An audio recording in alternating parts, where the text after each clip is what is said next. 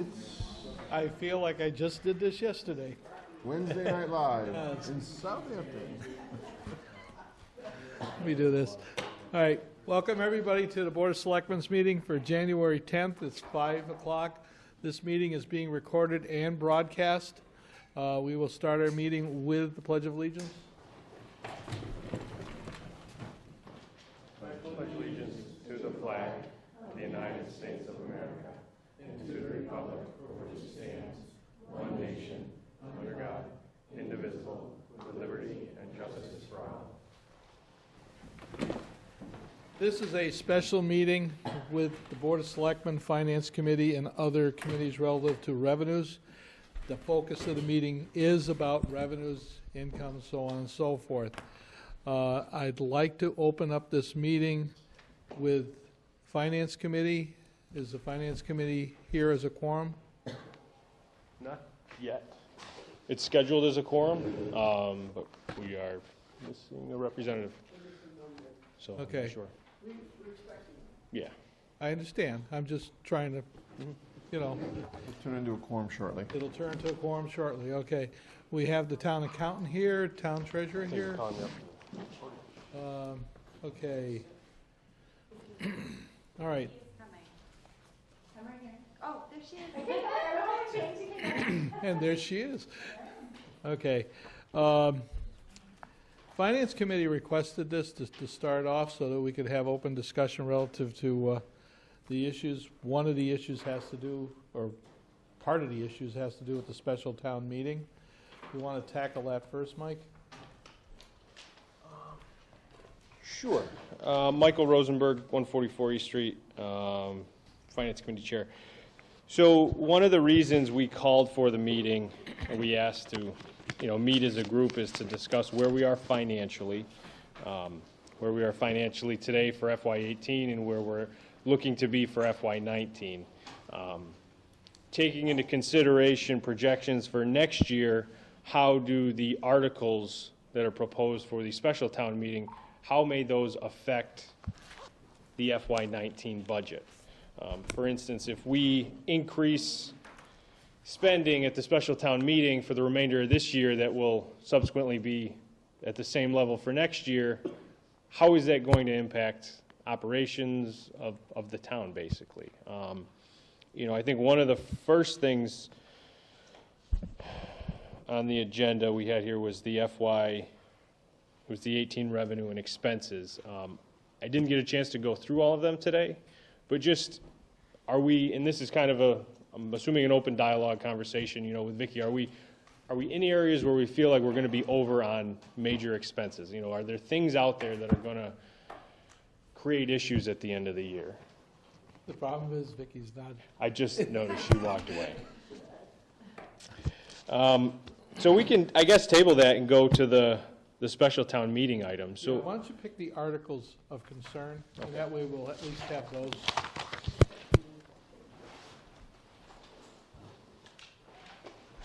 So the articles of concern were centered around transferring from one reoccurring cost line item to another reoccurring cost line item. Basically taking, if you have a $100 budget, taking 50 from that budget and adding it to another, because in next year you're still going to have to replenish that 50 to the original 100, and you're also going to have to fill the 50 that you move to that other line item. I should have had all these marked. So the first item was the transfer from ambulance receipts to ambulance operating accounts and the salary accounts. So the question there, What number is it? 21 and 22. 21 and 22. The question there had to do with the transferring from those receipts. So every year we transfer $130,000, $40,000, $20,000 from ambulance receipts to help fund the fire department EMS. If we're now looking to transfer more at a special town meeting to fund that department, how is that going to affect FY19? Are there enough revenues in ambulance receipts to cover the added transfer? If we're transferring an extra $65,000, I think was the roundabout number. If we're transferring an extra 65,000 to cover that added shift and some of the added expenses, are the revenues going to be able to fund that for next year? If they're not, where are we going to find the revenues for that? So I would ask Vicki to speak to that, because I know she worked on that today. Just where we are with the revenues for ambulance receipts, is it something that we can anticipate would cover funding the third shift for next year?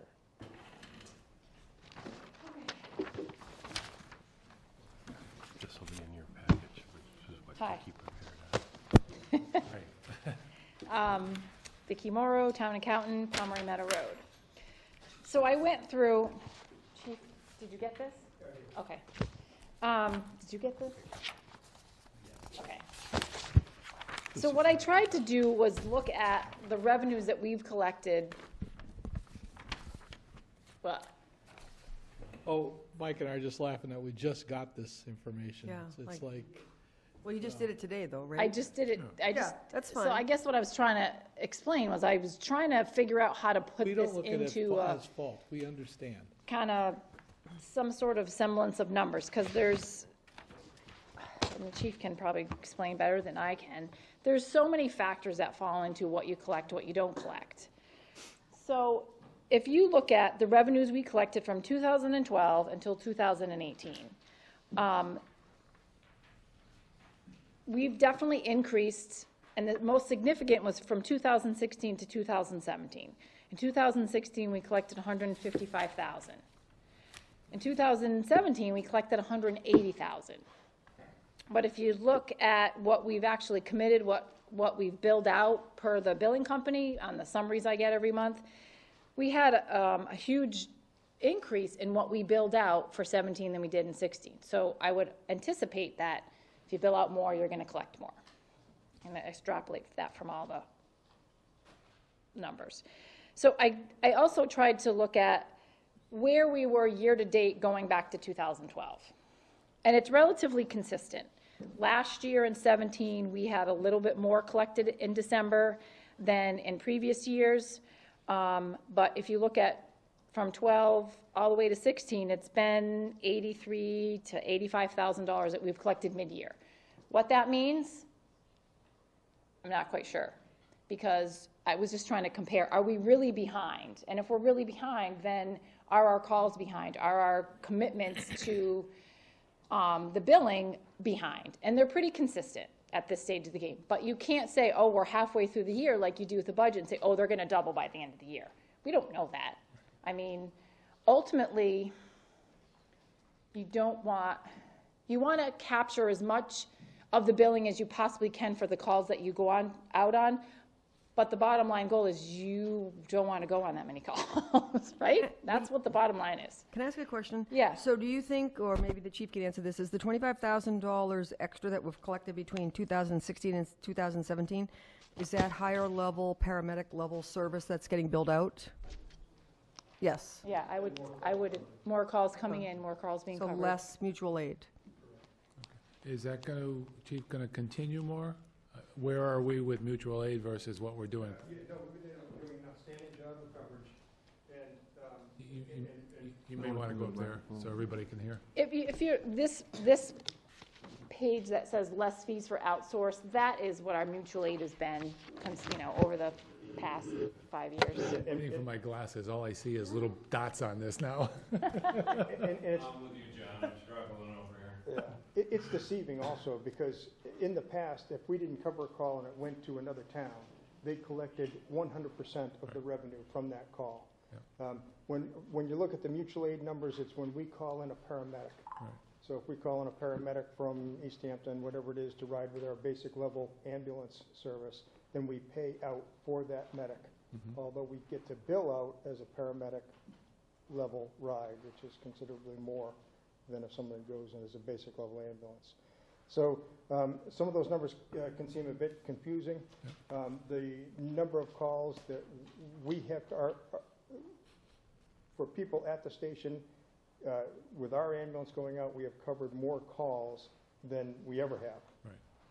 It's increased, last year, and certainly this year it's projected to, it's on that same track. But that's your goal, having the Well, shifts our there, goal is to, obviously, yes, right? absolutely, cover all the That's calls. what you're I mean, building towards. And you're gonna have, as with every department, we go to Westfield, which has 5 ambulances, we go to East Hampton. You're always gonna have the situation like we had 2 nights ago, where we had, our ambulance just went out on a call, I went out on a fire call, and then 2 other calls came in within 5 minutes. So you're gonna, you're not gonna be able to cover 100% of all your calls.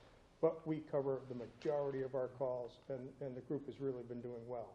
So how that's reflected is in our increased revenue overall, so that 2016 increase, 2017 increase is due to us covering Okay. calls.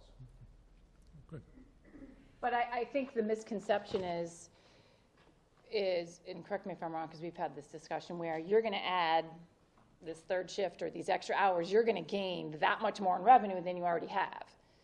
And more than likely, you're Yeah, and- probably not gonna gain as much as you think you're gonna gain. Yeah, and I think there needs to be, I want to be very clear about that, because I don't want the false expectation to think that with what we're trying to do by piecing together coverage, especially as this town meeting comes forward, we're doing stopgap measures to comply with the state standard, which we've been out of compliance with the state since 2016, October 2016. And not meeting state regulations is a huge liability just in itself. I think that through the select board and through the actions that we've taken, we've satisfied the state because they don't want to see us lose an ambulance service. And so every move that we've made, every town meeting that we've gone to, every bit that we've added to the budget, they've been happy with. Unfortunately, in December, when we have our annual ambulance inspection, they gave us an order of notice. And an order of notice is a thing that says that if you don't comply in 30 days, the state could potentially fine you $500 a day. They're not interested in really doing that, but it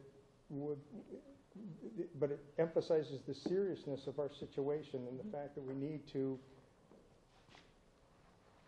do what we said we were going to do. So in 2013, when they signed in and said that they'd have an ambulance fully staffed by October 2016, it's like 2018, and we're not there yet. Okay, but let me rein you back in. Sure. Because there was a question that was asked relative to the revenue projections coming in. Yep. I don't want to go too far afield of all this and just focus on that question right now. Okay. The challenge is that we're not doing it just because we're trying to balance. We're not a company that's saying we're increasing revenue, so we're increasing staffing. That's not what's happening. We're increasing staffing to meet this state standard. And the false conception that I want to avoid is that although we cover most of our calls right now, and it works very well, it doesn't meet state standard. It's the most Chief, I'm going to be very... It's the most cost-effective way to do it, but we need to get the additional shift and the overnight. So for me, when I look at it and I see they're trying to, what's our revenue projections? I mean, I heard some revenue projections. We're doing about as well as we did. It's projected about the same. That's all well and good. I can see by the calls that we're covering that we're on that track. There's no way to guarantee revenue, and we're not going to get increased revenue by fulfilling the state requirement. We're actually going to cost us a little bit more. I perceive this in a whole different angle. Okay. I look at it that your call volume is increasing because of the need of the community. Correct. The state on the side with their mandated regulations and stuff is one thing, but your call volume's increasing because the requirements of the community are increasing. Absolutely, yep. That's what we're really wrestling with. We have more need here, Yep. and we need to expand this and move forward because of that. But I also think it's a point well taken that you're saying, because I saw the copy of the letter from the state, and they're waiting until the January 16th town meeting to issue us Our license. a license. So I think it's a very good point, and I do agree also that we have to look at the coverage and the money coming in and make good I decisions. believe it's a but- valuable service. I mean, of course, you probably expect that when I come up here, but, the men and women, we're up to almost 54 now, that are all part-time, not getting any overtime or sick time or vacation, are doing a tremendous job of coverage. We're providing service to the town that's absolutely valuable. And we don't ask any other town entity to pay for itself. So although the revenue is important, it's important that we do our billing absolutely correctly and follow through with our billing company to make sure that revenues are maximized. We want to look to make sure that we're charging competitive rates for our ambulance so that our revenue is maximized. But the point of what I'm trying to do is provide the best coverage to this town, which it needs. Were you also saying, though, that by having paramedic level service through the night, that you're not expecting a windfall of money? No, because what it is, if we could continue to provide service the way we are, we're covering calls. The problem is that it doesn't meet the state regulation. So if we could continue the way we are, it's the least expensive way to do it, because we're just paying $275 approximately to get a paramedic to ride on our ambulance. Mhm. But the state says that you need to have a dedicated paramedic in town, ready for service, or pay for another community to do that. When we had projected out for another community to cover those costs, I mean, it was $900,000 for some of those coverage costs. It doesn't make any sense whatsoever. So the cheapest alternative is to use our part-time labor that we have been doing, and it'll be our medic that's in shift and covering that call, so we don't have to pay out $275, but we're not going to be gaining any more than that $275 per call. Does that make sense? Yeah. So if we're paying out approximately, $800 to $1,000, and I'm just shooting from the hip here, and certainly correct me, but if we're paying $800 to $1,000 a month for that, those medics to come from another community to get on our basic level bus, we'll save that money. And that may be, $8,000 a year, but we're not going to save more than that. We'll just be able to cover it from in-house with what we're proposing to put across. And one of the keys is by covering it from in-house, the person is there The person is immediately. there, and it's service to the community, absolutely. Yeah. And that's where the liability factor comes in, where somebody, potentially says you weren't there. Yeah. And the state says you should have been. So past practice or previous history has been, when we transferred money from the ambulance receipts to cover the ambulance, it had been almost exactly what it cost to run the ambulance back in 2010, 2011, 2012. But it was volunteer, and we had a part-time chief. And so there wasn't the coverage, there wasn't all that. So we could take the $140,000. And back then, we were taking free cash to balance the budget. So we took whatever we could out of there to supplement that, to cover that, because that's kind of how things were run. But I think going forward, we kind of, I don't want to say it's an arbitrary number, but it's an arbitrary number. Kind of like, okay, what do we think we can extrapolate and appropriate from that account in May without draining it, when we will know we'll need to pay for some of those interceptors and whatnot. We want to keep a little bit of a buffer in there. It wasn't an exact amount of money to cover everything that was being spent. It was, okay, I think we can take 150 out. I feel comfortable with taking that money out, with leaving this one in there for whatever may come down the road, and we use that as, interfund transfer between the receipts reserve and the general fund. So it was never, hey, we're going to take all this because it covers everything. It was, this is what we feel comfortable with appropriating to cover whatever costs the ambulance should incur. So that's kind of how it's been done. And so I believe that we would probably have the same amount of revenues as we did in 17 as we did in 18. $180,000, $200,000. So it all depends on, do we take the same 140 that we took last year, or do we take less because we want to leave more in there? It all depends on what's left in there. I mean, and it might not be $100,000 and $200,000 that we would collect by the end of the year, but we can only take out what we get in May. So if we get 40 grand at the end of May and June, I can't take that out at that point in time. So I guess it all depends on what the town feels comfortable with using to cover whatever costs the ambulance has. But, you know, the 140 will potentially be there in May to cover if the town feels they want to use the 140. We used 158 last year, or, yeah, then one year we used 100, one year we used 60, one year we covered the whole thing. So it all depends on, part of it is how much money do we really need revenues to balance the budget, which really shouldn't go that way. Like when you do indirect costs for enterprise funds, people are like, oh, well, we need that so we can balance the budget. That really should be kind of extra. It shouldn't be what the main purpose is to balance the budget, so. So that's about, at 19 we can't use because we won't have them yet, but 18 I would think it's gonna be pretty close to what we had this year in 17, based on kind of what we've collected so far. But if you have a drop in calls, then you're not gonna bill it out and you're not gonna collect it. Well, it's like predicting excise revenue or workman's comp expense. I mean, you gotta take a best Excise shot is based tough on too, last year and based the year on last before. year, yeah. Use That's what you're historic- doing. Yeah, exactly. Use historic projections and do your best Yeah, to right. guess. And then No. adjust as you go. You know, because if, 13, 14, 15, and 16, 12 to 16 was all 150 to 162. Now we jump to 180. Yep.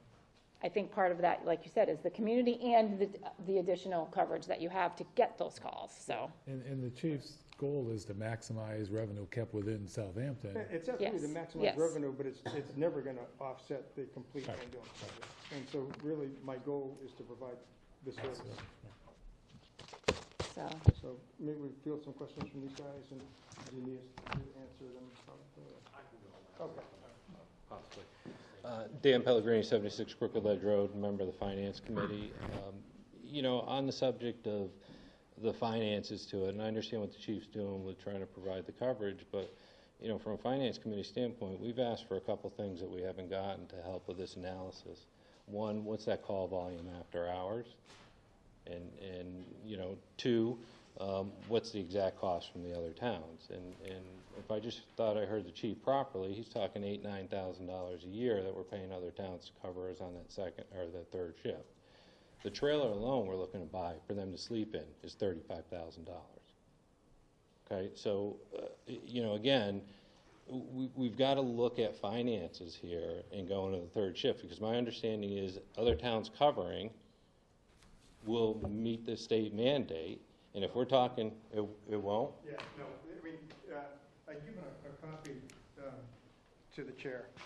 This is the order notice. Basically, they can fine us $500 a day for not meeting, and they're gonna, and the letter that I'd also forwarded to them says that they are threatening to not give us a license. Understand. So if we have another town cover after shift, You're gonna have to We're pay for not- that other town, and the last cost we did were about almost $1 million. and that's what we've been asking for, is to see those, to I help with that. provided it in the past. You've seen it? Yeah, they were off the cuff quotes. I mean, it wasn't competitively bid, it wasn't So- competitively procured. to get Sounds like you have some of that information in your committee. so- We might have some of it in the committee, but at the end of the day, that's what we're looking at from a finance standpoint, is, it just doesn't seem to make sense, and it seems to be spiraling outside of the control. And this state order, is this something that every town has to live to, or is this something because we Every signed time. up for a This is program? Massachusetts regulation. It's basically a CMR 105, 170.385, which states that we're supposed to, within our original agreement, be fully staffed 24/7 within 3 years. And that's the regulation that the town of Southampton has not met. And so every year, we've tried to do stopgap measures to get closer to that, with this town meeting getting us one step closer, and they're holding a bigger and bigger hammer, and this is a big hammer that they're holding. No, and over I our heads. understand, Chief. And for How me, did it's this about providing change? service. So what happened 3 years ago to make this mandate? Before- Why, before that, were we not held to this standard, and is a town like Beckett held to a 24/7? I'm trying to understand how we got into having to provide 24/7 by the state. Yeah, before I came here, Okay? the chief at that time, and the select board, which is probably none of the folks that are sitting here today, looked at the ambulance service and the town needs and decided that the best interest of the town was to provide paramedic level ambulance service. So they did all the work to do that. They signed an agreement with the state to do it. They hired a new chief, which was me, to come in and make it all work. But it was never funded.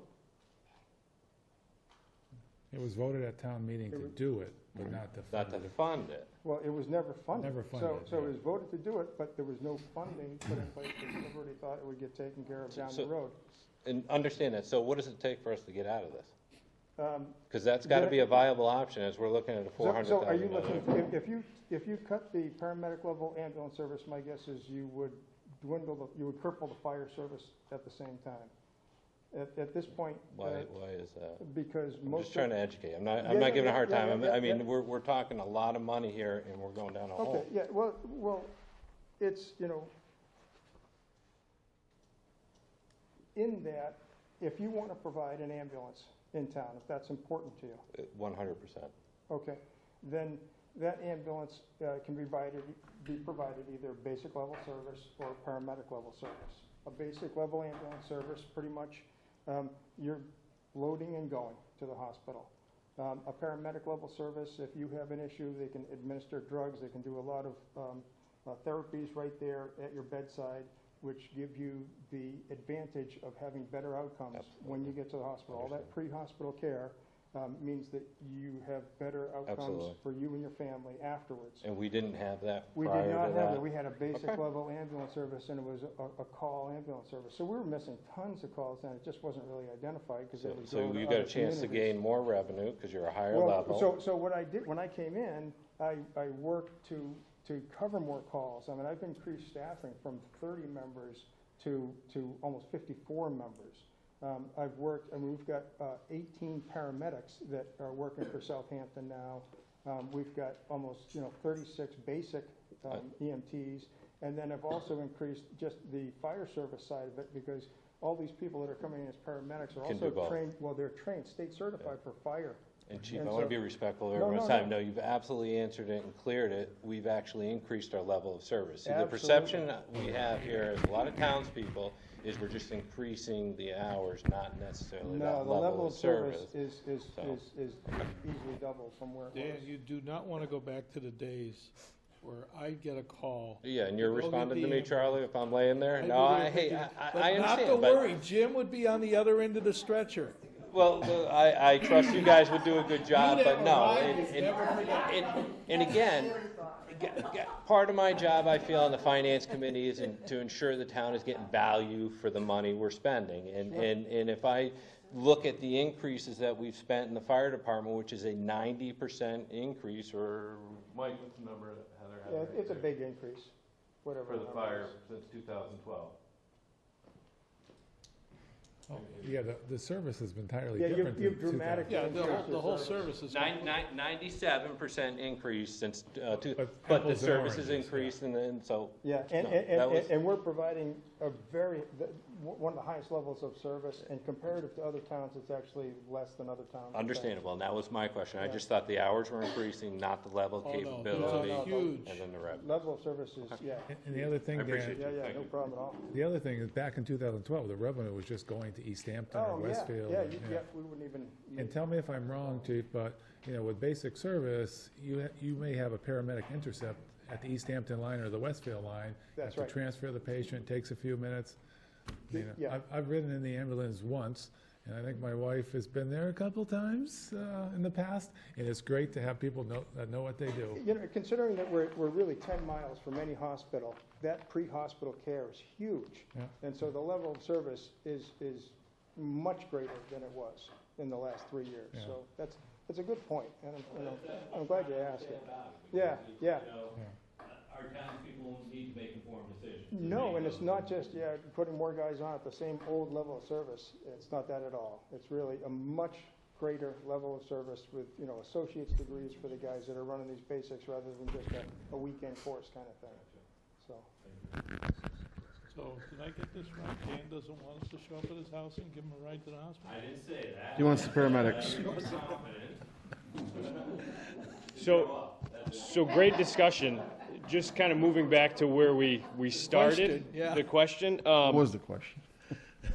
what's the added increase in cost for the shift, and how does it affect next year? So if we've been relying heavily on ambulance receipts collected to fund the shift at 100, let's say we transferred $195,900 this year. If you add on the added increases from the special town meeting, approximately 65,000, it would be around $260,900 taken from ambulance receipts to go into the fire department EMS service for next year, right? We don't bring in that much revenue in ambulance receipts, which means we can't take it from that account, but it means the revenue to fund that needs to come somewhere else.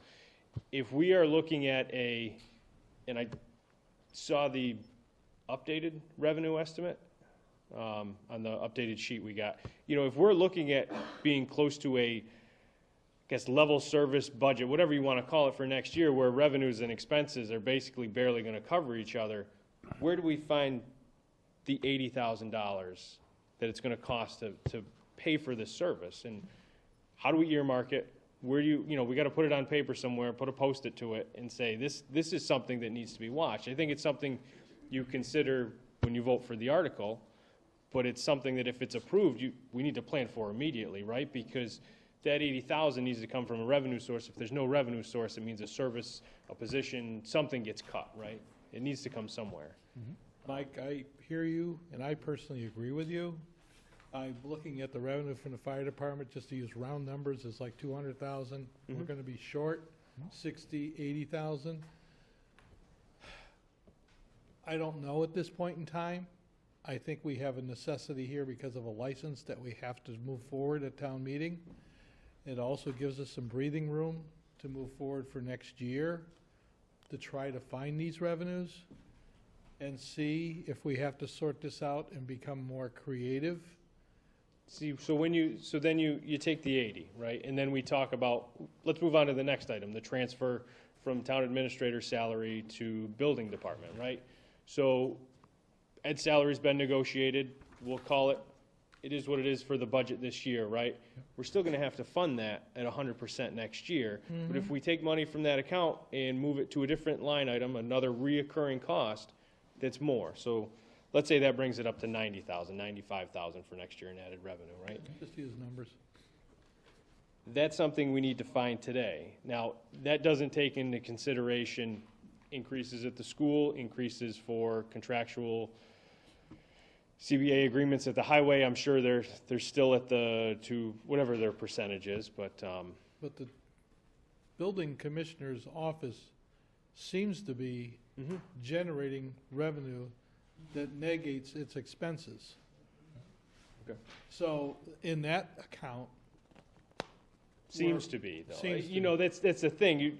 If it's on paper and this is definitely what we're going to bring in, once again, it becomes a cyclical revenue source. It's not exactly Just a something you can- forecast, just you an know, estimate. well, I mean, look at us with free cash. Free cash for the last 3 years has been somewhere around $500,000. Right. Which means that we've been extremely prudent, very conscientious with our budgets and that. And so when the audit came through and our free cash was certified, we ended up with free cash on the plus side. Which is good, which is what we should do. But it also tells me that maybe we can take and address a couple of things here because of the fact that our free cash has been so good for the last few years. Maybe we can expand a little bit more. So But the problem is, these are all forecasts. Everything in this budget is a forecast. It's like the state now saying that they're getting more revenues in than they expected, which may play into more money coming into the towns in undesignated revenues. Again, forecast. But for this town meeting, we need this to keep the building department solvent in the sense of moving forward, and we need to keep our fire department solvent in the sense of the license in that. And it gives us a few months to reevaluate where we're gonna go for our annual town budget. So, I agree.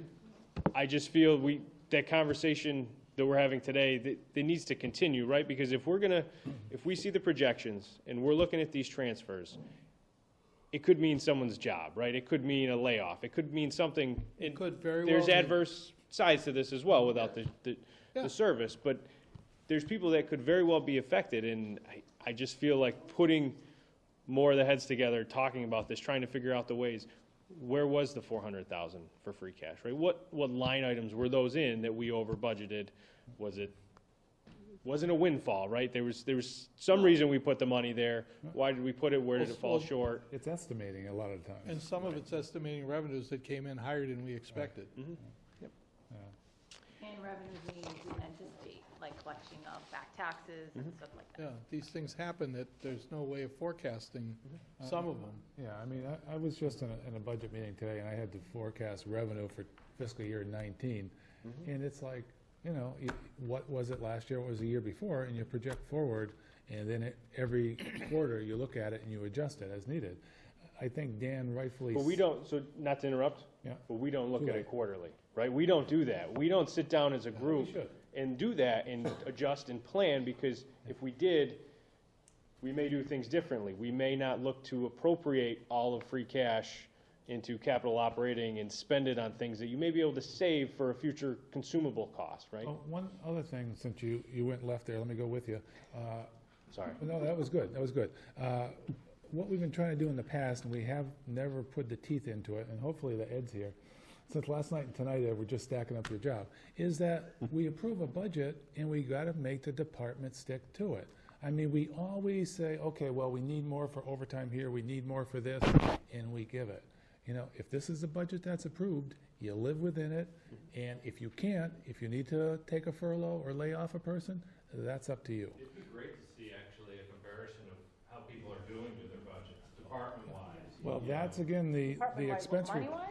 Yeah, well, so let's say, you know, highways budgeted for $1 million and they come in at 700 grand or Well, we get 800 grand or $1.2 million, just to see how over a 5-year period each department is doing during their budgeting to show maybe where some of the extra items are being.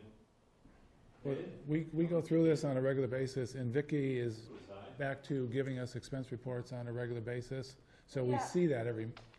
And if you look at the, But I guess what I'm getting at, nobody likes to be the hard guy and say, oh, you know, sorry, you got to do something. We need to do that. I mean, that's the real world. It doesn't show you what the budget was and what the actual was. Yeah, I can add that if you want, and that would be easy that'd enough. be good to get an understanding of who as a department head is doing a good job of that budgeting, where we're getting those misses, where we can kind of anticipate. Yeah. Because you know, again, I'm not accusing, but I've seen it out there, people have the end of year budget, it tends to get flushed. Yeah. Whether it's needed or not to get flushed. Yeah. So they maintain their level budgeting for the next year. So where I was going originally, sorry, is you had said that the finance committee needs to look at the finances, which is absolutely true, I agree. But from our point of view, we need to look at the finances and also the services provided to town. You know, if we need the level of service, we need to figure out the funding. So and we're kind of in the middle here, working with you folks. We got to figure, you know, you've got the school here, you got the fire department, you got everybody else. So everybody's looking for more money. I just wanted the easy job looking at the numbers. It's not an easy job. You're not getting away that easy. So I guess, you know, Mike was talking about the money and where's it gonna come from for things for next year and whatnot. Not that you have to earmark this for next year, but for instance, one of the things that if it passes that town meeting in September, listen to me, in special town meeting in January, if we pay off that Halloween storm loan that we've been budgeting 15, but this year we did 10, we took it down 5. We have that extra, it's not really extra, but we have $10,000 that we don't have to set aside for that loan. Put it on a post-it, right? So- It needs to go, put it on a post-it. That information needs to go somewhere. Yes. So that So that you can use that, for instance, for the building Right. commissioner if you had to, because there was money. Ongoing money back into the Correct. budget. The assessor's office has Mark in it now, and there's not 2 people. And whether the assessors decide they're gonna do that and keep her at where Mike was and have part of the money for an assistant, you don't need all that salary that's in there currently. You probably have 10 or 15 grand that you can take away from the assessors, still keep them whole, still keep them where they need to be, and put that someplace else. So we wouldn't be increasing those pieces, but we would have some money, and I've been trying to, when I've been thinking about it, just writing them down for future reference, so, for what it's worth.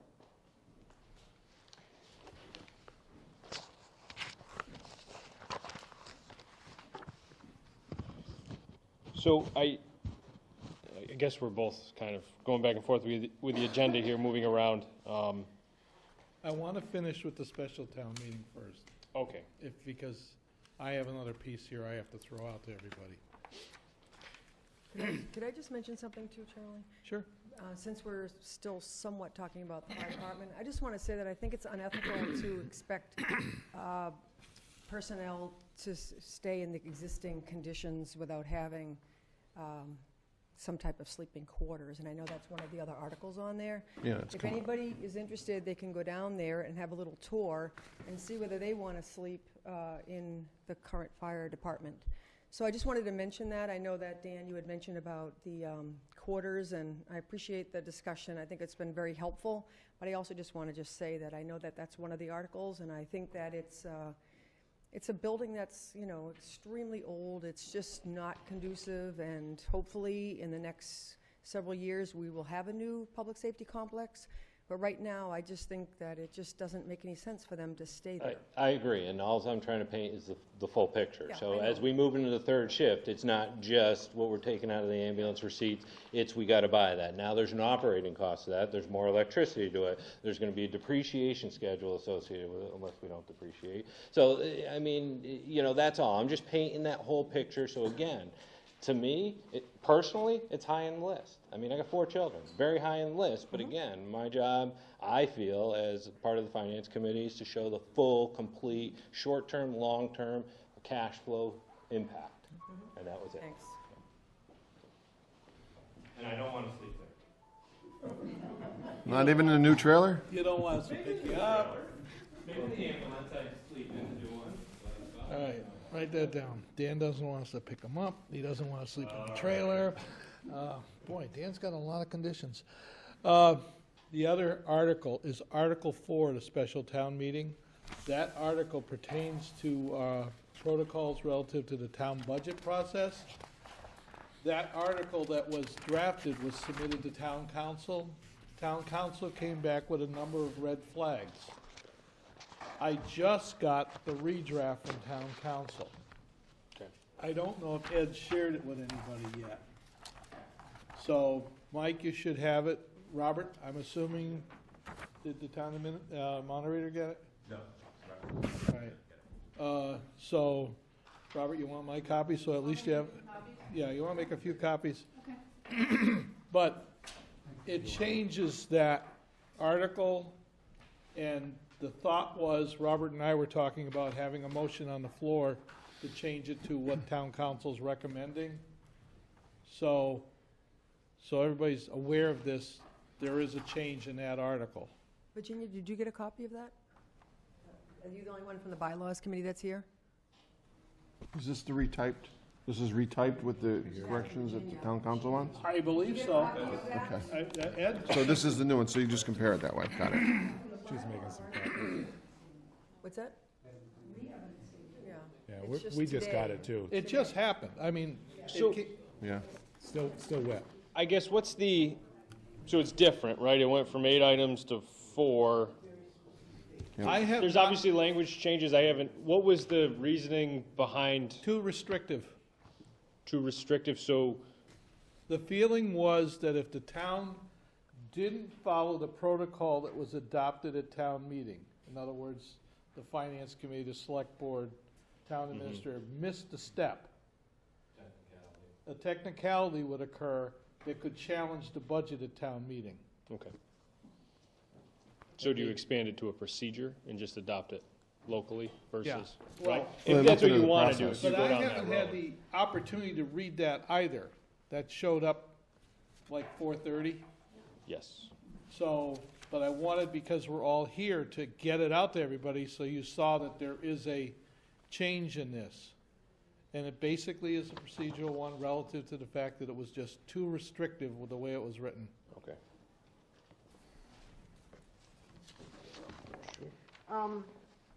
Francine Tishman, 83 Glendale Road, member of the Finance Committee and a very temporary stint on the Bylaws Committee. So I have an understanding of the intent behind the detail of the original Article 4. And that was, none of this happened. We would get to April 15th and scramble for a budget.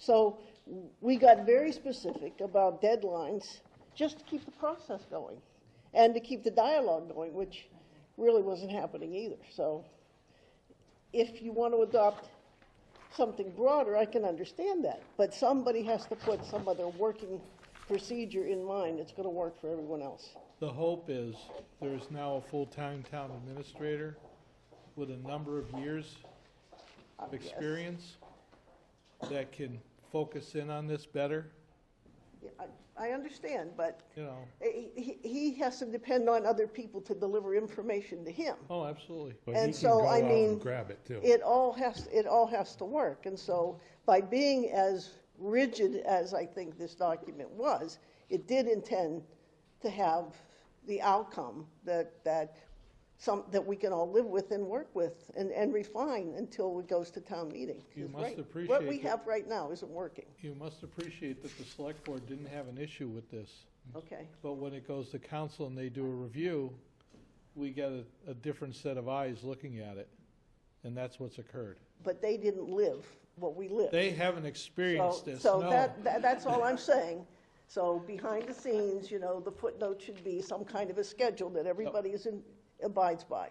That's all I'm asking. Virginia Ahart, 27 Fulmer Road, a member of the Bylaw Review Committee in this case. We are meeting tomorrow, and it would be nice if we had a copy of this. And, Vicky is copying it right now. okay, Have enough, you're getting mine right now. 'Cause I can it print could be, we need to perhaps endorse it or something. I totally agree with you, Virginia. So- The reason I brought it up, and I even said to Mike that we're not gonna get out of the special town meeting until I bring something up, is because this just came in. Yeah, I am aware of that. I'm just saying that we can look at this tomorrow and deal with it. And I don't know if these It folks might over here be- need to That was printing on the printer. it might be something that we could say, looks good, let it go, Right. and support. But we are meeting at 10 o'clock tomorrow. And there's still a question with the town moderator of, does this article meet the spirit? Oh, Yeah, it's pretty broad, so. Is it easier to remove it from the special town meeting? I mean, realistically, we got it today. We were meeting this evening to review all the articles and recommend, not recommend.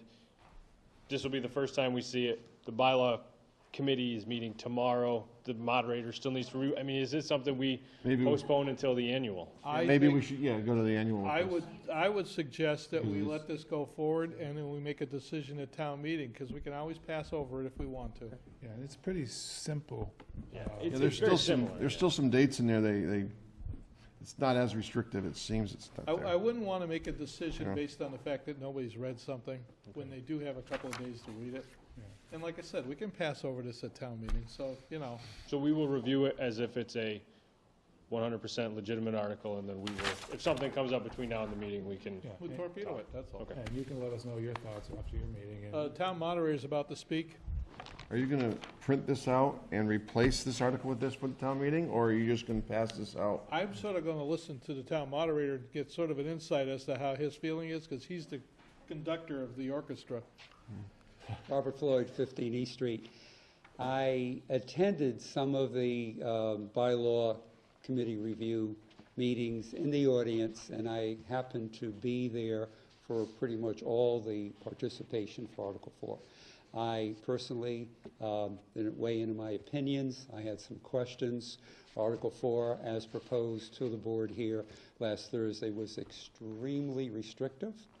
And I believe that everyone has a right to say what's on their mind at an annual or special town meeting, and there should be no restrictions on any person because they're on a particular committee.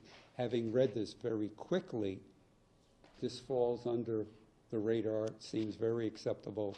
I will go through every verb, but so far, this is less restrictive.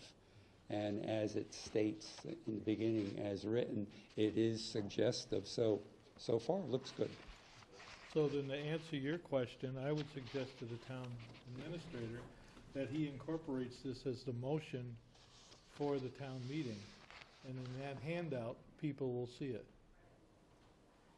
So you're saying leave it the way it is and hand this out, or change the book? You can't change the article. Can't Change the book. But Okay. we put together the motions that are handed out, and what we do is we put that as the Okay. motion. That's the motion.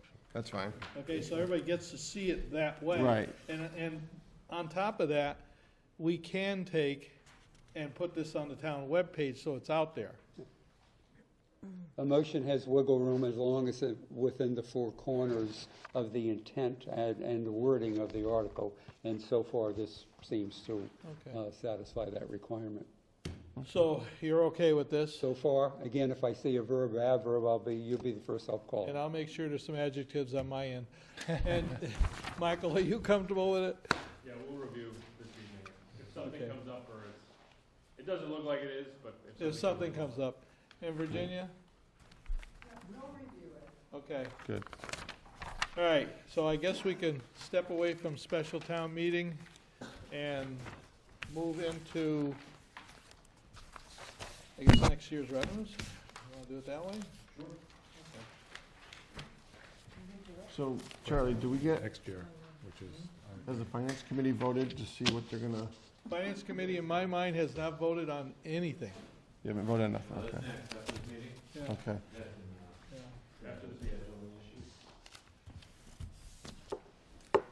Hi. Seeing too much of each other here. So, in looking at these, we're talking about revenues for 19, correct? Mm-hmm. Looking at the revenues for 19, which I think I may had mentioned and spoke to Bob about prior to his departure, in doing the tax recap for FY18,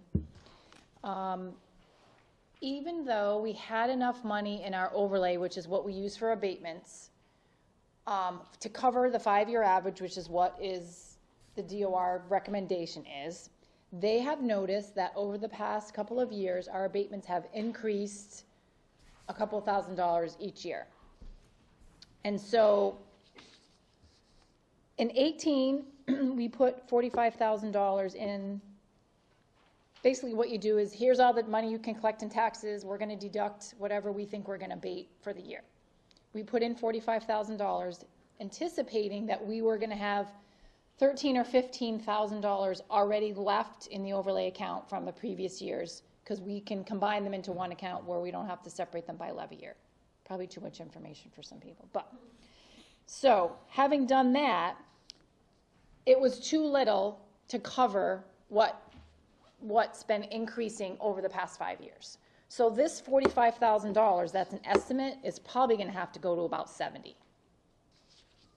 Per, I'd had a long conversation with Deb Wagner, and there should be enough in there. I don't know what's gonna be left from this year, when we get to that point, but their recommendation is it should be probably enough to cover what you anticipate, because it's been increasing over the years. So they let it go through this year after talking to Tony Racis and Mary Jane Handy there. So they're going to look at that pretty strictly next year when we do the recap. So I want to be sure that we have enough money in there. So that is going to reduce whatever this projected revenue piece is going to be. Just throwing that out there.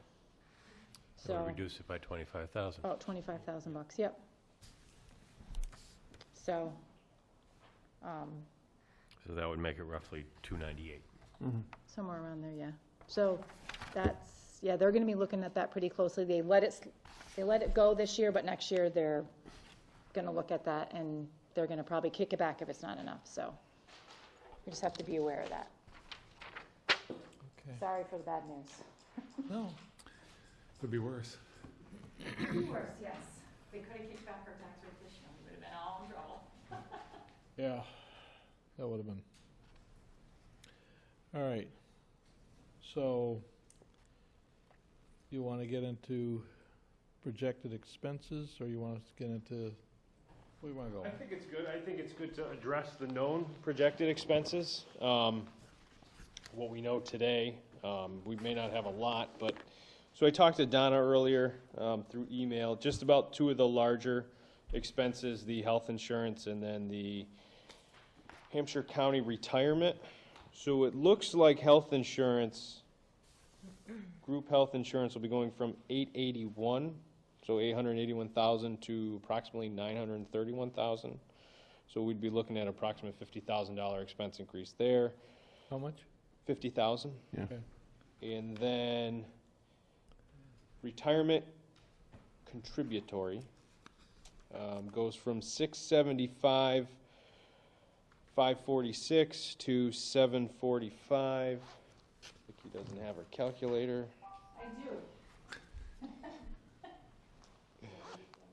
So 70,000.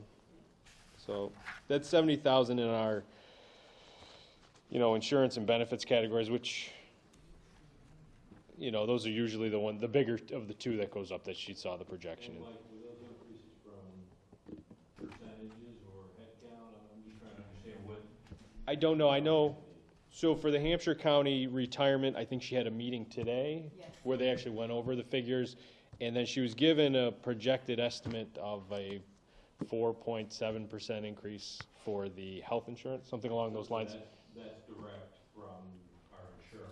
Yeah, that's probably where it came from. So, so revenue expenses there, 50,000 and 70,000. So that's 120,000 in, you can call it employee benefits. Which is kind of where we were this year. Yeah. It was like 140 total. Yeah, it was a little more. The other one, which I don't have the information for, but would be town side collective bargaining increases, right? So if we had a figure, Yeah, we need that figure.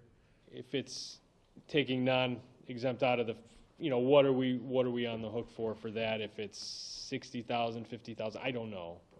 But we need to know what the negotiated contracts are, and we also need to know a figure for the non-union employees. If it's a, sorry, my thing's going off. A figure if it's something that's to be considered as a priority for next year, right? Well, I mean, if we're giving the union employees a 2% Mm-hmm. because of contract agreements, we should at least look at the non-union employees, see where we are financially, Mhm. to see if we can make a good faith effort to do that. Yep, I would agree. I think looking at it is definitely something that should be. Question, does that include the teachers, the salaries that you have? No, so that would be, I figured That'd be in the Aaron would school. come up at some point to kind of talk about the school once we Yeah. get the expenses here. Now, police and dispatch their contract ends June 30th, even though it seems like we just settled it. Really? Yes. Wow. So they're gonna negotiate a whole nother contract starting July 1st in I 2018. thought we just went through all We that. did, but it took a long time. It took like a year and something. It ends June and you start negotiating July? No, the new contract will start July. So we Oh, don't okay. know. To say. No. So we don't know, Boom, like that. you're gonna, I think Mike was anticipating another 2%, but we don't know what they're gonna negotiate. They might ask for 3%. I mean, and that's dependent on who's gonna negotiate that from this table. I'm assuming it's. I hope so. But I'm just saying, so we don't know what that's gonna be.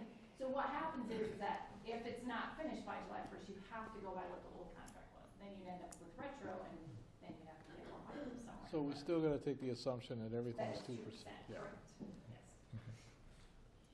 So the other one, which we talked about earlier, would be the fire department EMS, right? I mean, you could earmark that as a 60,000 and a 70,000 increase, I think we For should next put that year. in there just so it's there. so you know what it is. We've already spent the 298. Right. And that's where we are, and that's the same exact level of services from Yeah, this nothing. year. So, I don't have any other information for larger increases expense-wise, but do you want to talk about the school? I have one thing before you come up. Okay. One of the things, and I'm not quite sure where we are in terms of net metering credits for the solar, because we signed that 20-year agreement. We're supposed to be getting net metering credits, which we are supposed to save, $12,000 a year. In this building and whatnot. So I don't know how that plays into, next year's budget. Are we gonna get that next year? how does that work? Do we decrease, our utility costs where you might have $5,000, $6,000, $7,000 you could put into another bucket because you're gonna save it on net metering credits for the electricity for this building and, the fire station, the police station, the highway. So I don't know how that's gonna play out, but that's something to remember, that if we're gonna get it, we should budget accordingly. Yeah. So, because water will keep water because they're an enterprise fund, but, It's a we were revenue told source. $10,000 to $12,000. So, Lighting expense should come down. or- so we're, yeah, but I guess I'd have to call Zach Holt and find out the scoop from him, so. Yeah, then we had that From cow H power Cow. too that we signed recently, remember that? The what? That was like $8,000, cow power, that was like another 8,000 projected. Oh, from Hampshire Council of Governments. Also Zach did that as well. Yeah, Zach did both. So anyway, just thinking about that, we might be able to decrease those a little bit, so. I would, in regards to the 2 power purchases, I would request commitment letters from them on when you can expect that. That should be something they should provide you, like when the facilities will be up and Ed, do running. you want and to follow up on that? those I credits. agree with you, Mike. It's time to know. Just knowing where I work, I mean, sometimes things get delayed with those. Those things are expensive to build. There's circuit studies. There's a lot of things that go along with that, and sometimes that holds projects up. So just a commitment letter would be something good to have. One last thing, which Tammy Walunas let me know earlier. So the Hampshire Regional Assessment for next year is actually $13,000 less than this year. So there's no increase, there's a savings of $13,000. As of today, as a preliminary budget review and those types of things. So that's another heavy hitter that's kind of off the board we won't have to be worried about as of today. Erin Preacher, 49 Coleman Road, School Committee. So I think we had sent back in December, Bobby had sent a estimate of what we're looking at. We've talked about this ad nauseum, that we don't have the money in school choice. So if we level service fund, we need $412,000. So 278 used to come from school choice. So we would, in the past, we've never had that much, but because we have no money in school choice anymore, and that's level service funding.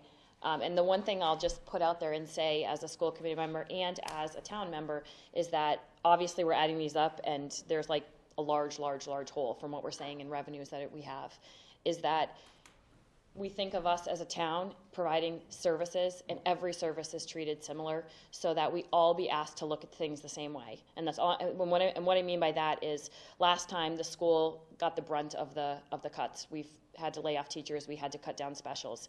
I just ask that if that's something that has to be considered, that we as a town think of every single service and say every single service has to be. I don't want to hurt anybody, but if that's what has to happen, we all have to look at it together. So that's all I'm going to say on that.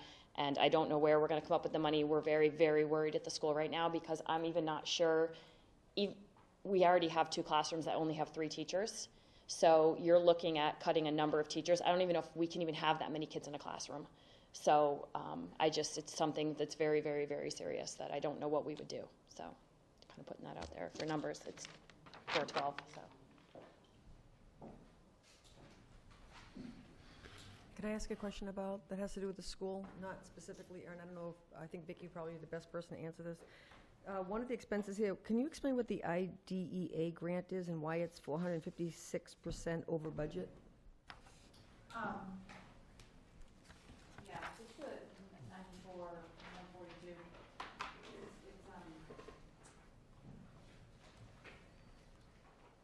Because we get quarterly payments from the state, and we probably didn't get a quarterly payment yet. Okay, so you're not concerned about it? No, I'm not concerned, and I'm very in touch with Bobby Jones, the administrator, and she looks at these every year. Yeah, so, for instance,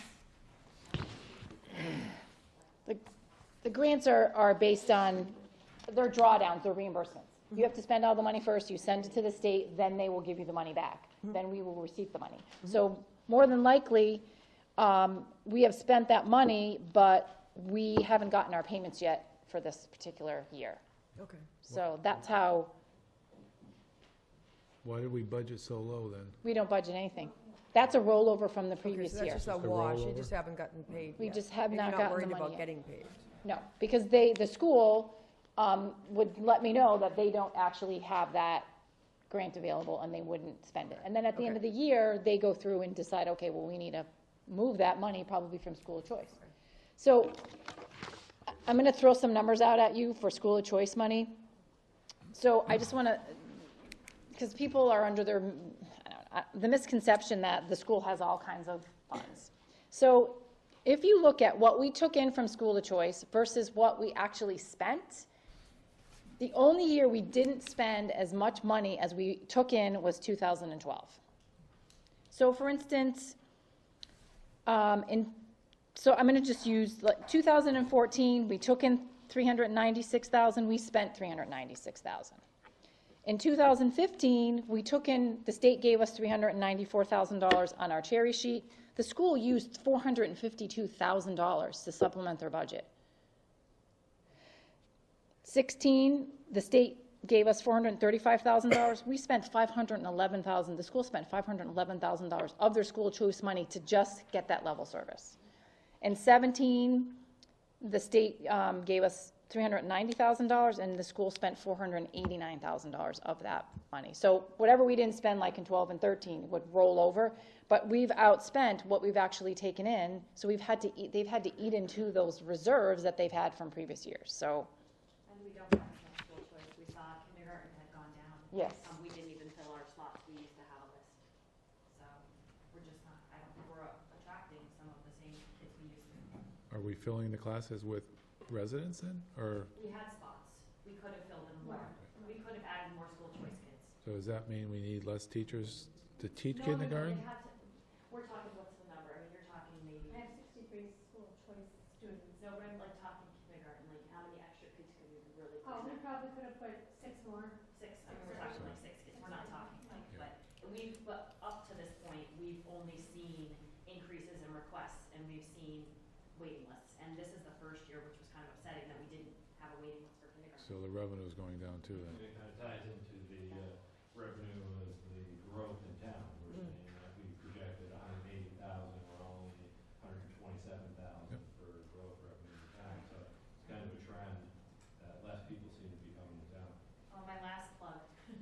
I was listening, and the national average for per pupil spending is 11,400, and we spend 10,800, third lowest from. Just so you know, I know sitting it's away. not you. I want people No, here to hear it. well, you gotta stand by the microphone if you're gonna do that. That's what I was trying to point I out, want is them to sitting hear over it. there doesn't. Okay, I want people to hear that the national average per pupil spending is 11,400 per student. We in Southampton spend 10,800 per student, which is the third lowest in Massachusetts, from the bottom. So I just want everybody up there they to can hear hear you. that. I know you guys have heard it. I just want it to be talked about. So the difference is only like $600 per student, but it's per pupil, but it still puts us at the low. Lowest in the state. So there's not much difference. We're for. What's national, you think about it, Massachusetts education system versus the rest of the. Correct. Yeah. Think of Right. low side. Alabama, Mississippi, yep. Oh, okay, so, But us to the next person was a $400 difference. Us Right. to the number 4, to 1,000. And us to the other regional schools, and Correct. $3,000. Yeah, and just some stats that were put together here on budget spent from or budget allocation from 2012 to present, 18. So the school department was a -7. So we've actually taken their budget down -7. Give you an example, and again, we talked about why the fire's up. That's up 97.9. Highway's up 58.7. Police is up 20.2. And I've got it all the way down the list of every budget item and where but we the are. numbers don't relate to changes in service. I think that's one. No, no, and that's my point, but I'm just, Throwing out a number kind of gives the wrong impression. The And- fire is going up 97%, people go, oh my God. But as the chief said, it's a whole different service, so. which I highlighted that, absolutely highlighted that earlier, but I would question the highway department, and police is pretty reasonable at 20%. And I'm just, the only point I was trying to get out here, is not the other departments, was that the school department, validating the point, has received less of the funding in the past.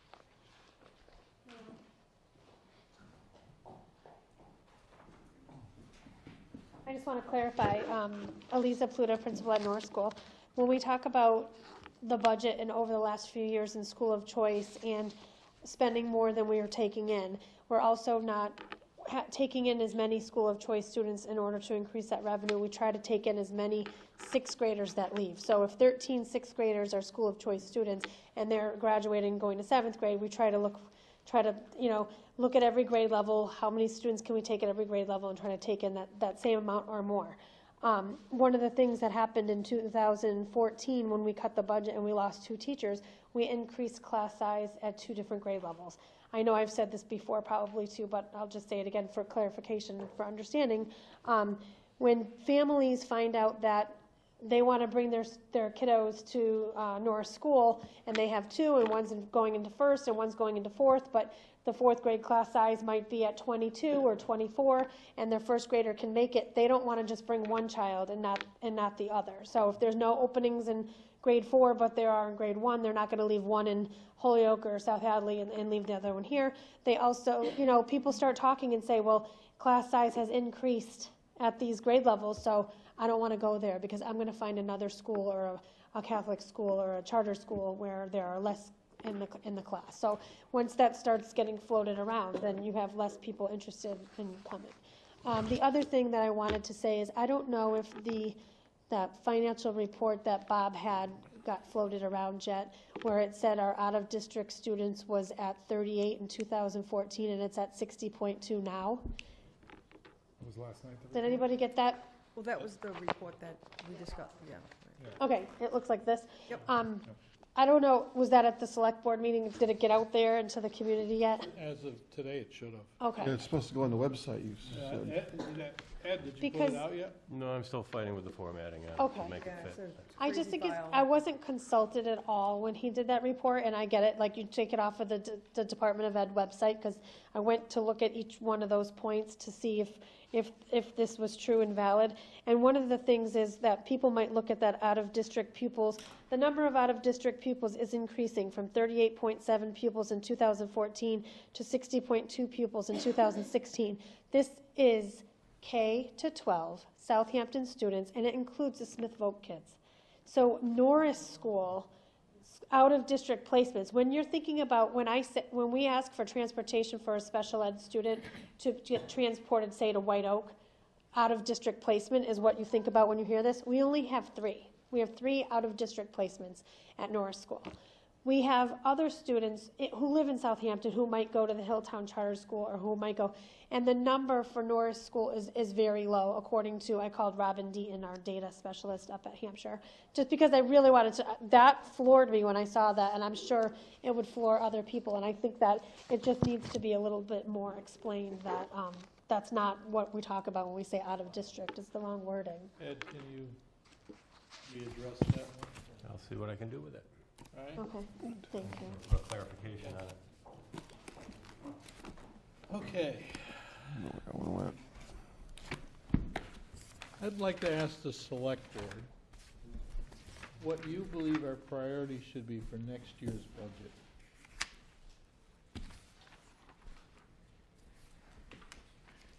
We need to set a tone for this coming year.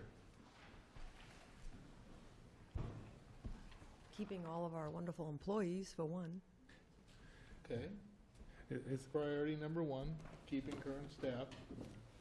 It's tough to say because you don't want to pit the fire against police, against the school, against highway.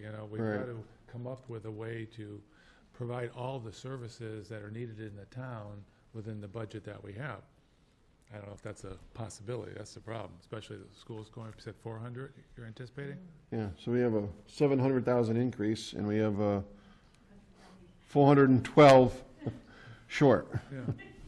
because everything else is about even, so that's a tough, I'm going to disagree with Aaron a little bit in that if somebody has to take a cut, we should all go across the board. I don't think that's healthy for anybody. I mean, if the school needs money, we got to figure out a way, or if the fire department needs money. I mean, I think we got to look at the services. Cutting you 10% and cutting highway 10%, a whole different, you know what I mean, effect. So we got to look at what that cut would mean to each department. I think it's the theory that last time the school had the brunt of the cut and that other people get asked to be accountable and to really have to really work at their services when you're asking us to cut our services. That's what that was. How long ago was that? I mean, 2014. 14, yeah. Because last year you got the extra 100,000. Yeah. And at the time, we were not meeting even the state minimum funding, right? And now we're at least at that for the last few years. Yeah, so that's a good thing. So one thing I want to say, I don't want to weigh in on the select board budget priorities, that's yours to decide, but I would suggest, prior to coming up with a list of priorities, really trying to figure out where you are today and what you can do to prepare yourself for next year. Couple of notes I had here, capital and operating purchases. I am the last person that would ever tell you to use money from operational or capital stabilization for future funding. But if it's this dire, then maybe there's non-reoccurring funding items we could use those for next year, which would mean not going forward with as many articles at this special town meeting, basically building up reserves that could possibly be used to fund things in the future. The other suggestion, spending freezes and hiring, right? And I know we talk small dollars when we talk that because it's supplies and consumables, but what can we do to help bolster possible free cash for next year? What can we do? And once again, free cash should not be used for those reoccurring expenses. I talk about it all the time, but if it's this type of situation, what can we do today to help us tomorrow? And I think if you have a better idea of what you may have, it may help with the budget priorities. So I think what I said before, one of the priorities should be, once we approve the budget, it's yours to live with, you know? I actually like Rainey's wide open, our priorities to keep the employees that we have. Yeah. I don't think we need to set any other priorities at this point, just focus on that. The thing is, I wish that we could come up with a way, it seems as if we spend a tremendous amount of money on postage and copies. And just if, we're gonna be a green community, I know it has to do with, vehicles and, insulation, all that sort of thing, but we spend a lot of money on postage, and in this day and age, it just seems like there's a lot of IT grants and things available to try to transfer us over. Is there anything that says that we can't send out emails for tax bills, or, that we have some other way of people paying than to come down to town? I just think that we could maybe move forward here. You make an assumption that everyone has an email address. No, I'm just saying options so that we can reduce the charge for postage and/or copies. And people can opt in Yeah, to no, electronic. I just want to make a comment, and I really appreciate setting the agenda and, looking to keep all employees, but I'm scratching my head here. We're hired, or we're elected by our constituents.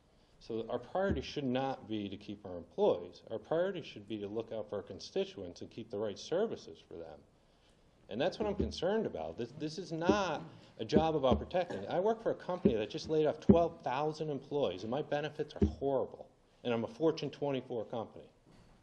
So, I can appreciate the job security, but we're not here to keep people employed. We're here to deliver a service to our town in a responsible way. I agree with And that. so I think we got to change our thinking a little bit, and I'm sorry, it really, because if we go into looking at a budget with that mindset opposed to what's the absolute necessity for this town, the results are going to be different. We need to have the right staffing for the priorities, Understand. rather than back into it. You got it. Right, and people provide the service. Right. Understand. So it's not one that we can do. We Right, got to look at the right. whole picture. Point taken. I'm sorry? Do you have any priorities, or Jim? Yeah, it's a tough situation. Yeah, but I'd say we gotta look at the service side of it, and then whatever we are, we are. And, we're gonna do our best to fund what the town needs for services with the money we have. And, those are decisions that we're gonna have to be made. I'm gonna open up the area of discussion that every time we get into it, we get into people going, oh, yes. We need to generate more revenue. We have all kinds of ideas, approaches. A lot of them are long-term. The short term is going back to the override questions. Should we be looking at an override for the May town meeting? And if we are looking for an override, should we make it basically because of the school department, because of the large need they have? Or should we be fracturing it in some other frame? I am open for suggestions. I'm just putting this on the table for discussion. So I would recommend, Michael Rosenberg, Finance Committee, I would recommend it be looked at two different ways.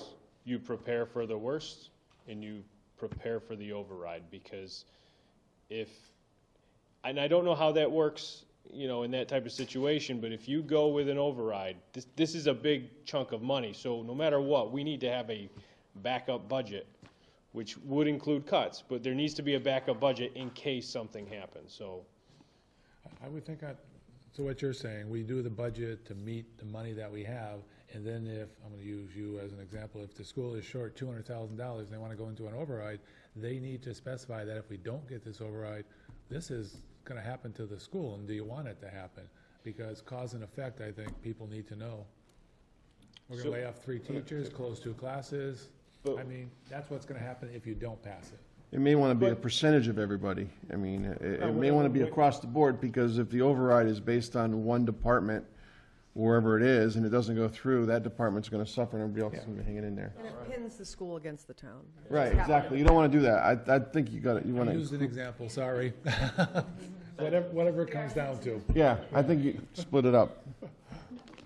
Like I said, it's a conversation that, Yeah. any way you talk about it, it's gonna, Vicki? I think if you were to do a general override, say it's $500,000, you say, okay, whatever that calculation, we have $63 million worth of value in our property.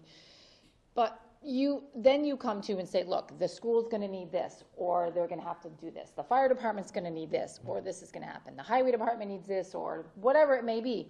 Last time we did it, it was, oh yeah, let's just do $1 million. It was all these different increments of money, and oh, here's the budget with it, and here's the budget without it. People want to know exactly what they're spending their money on. So I think if you did general for a sum of money, come up with whatever that money may be, it's $500,000, and then each department went through and we explained to the townspeople, this is what, if we don't get this 500, this is what's going to get cut. This is what's going to, happen.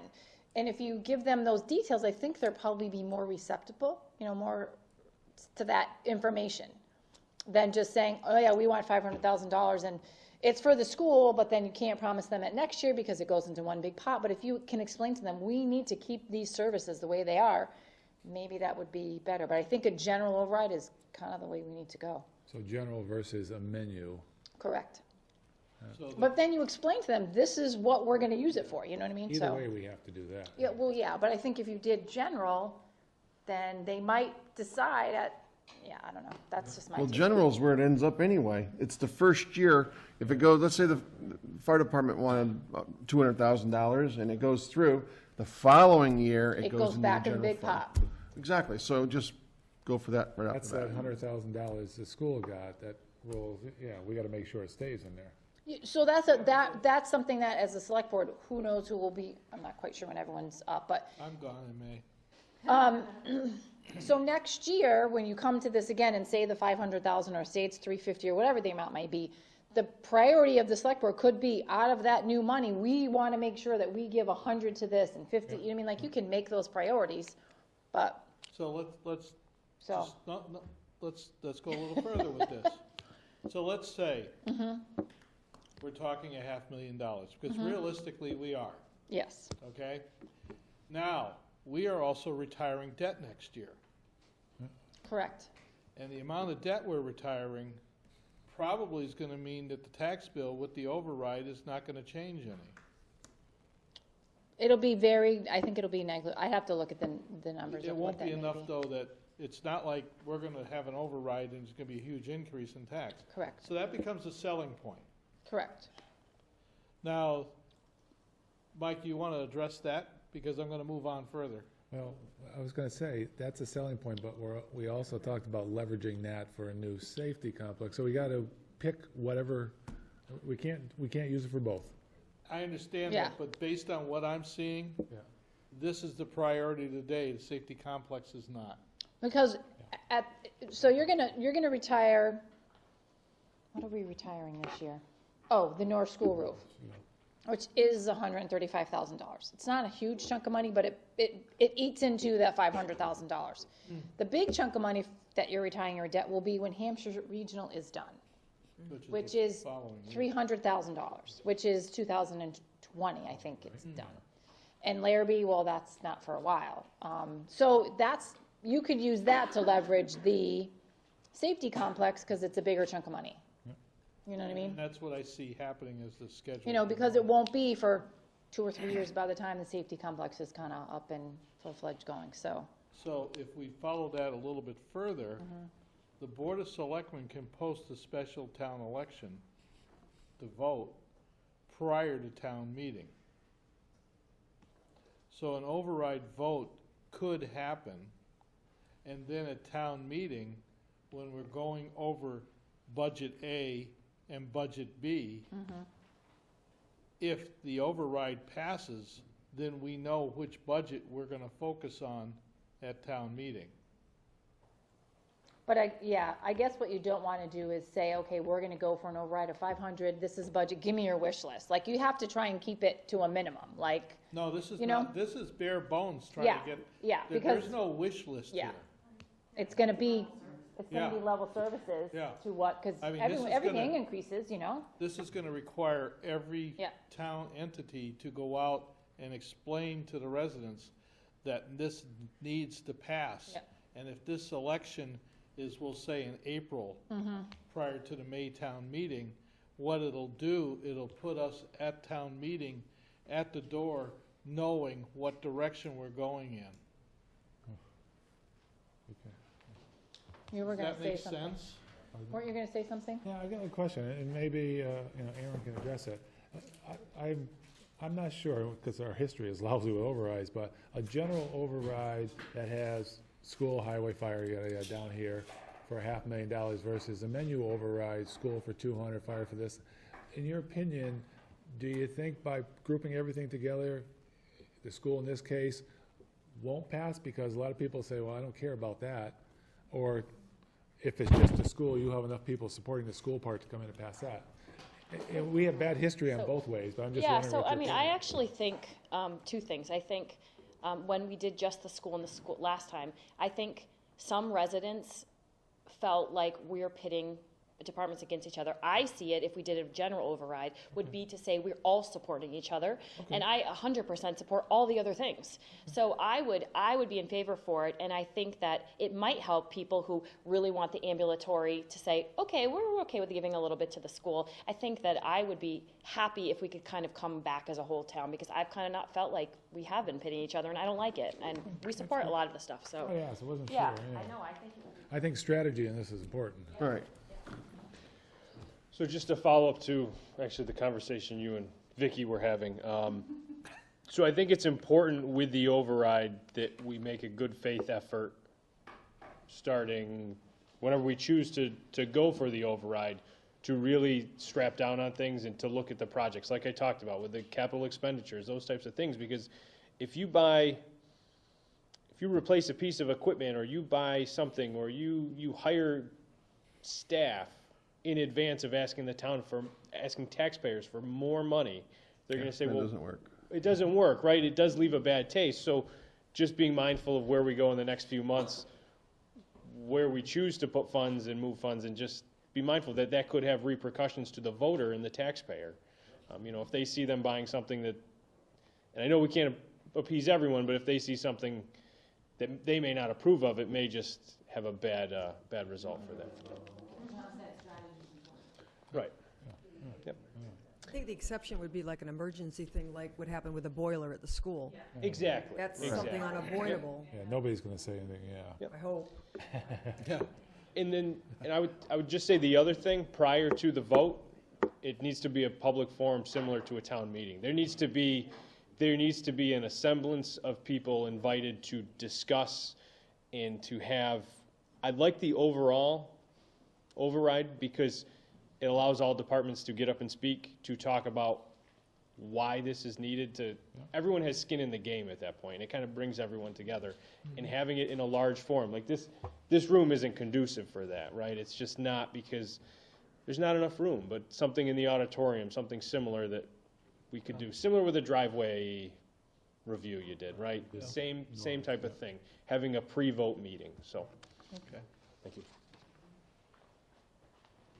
We went through a lot of territory this evening.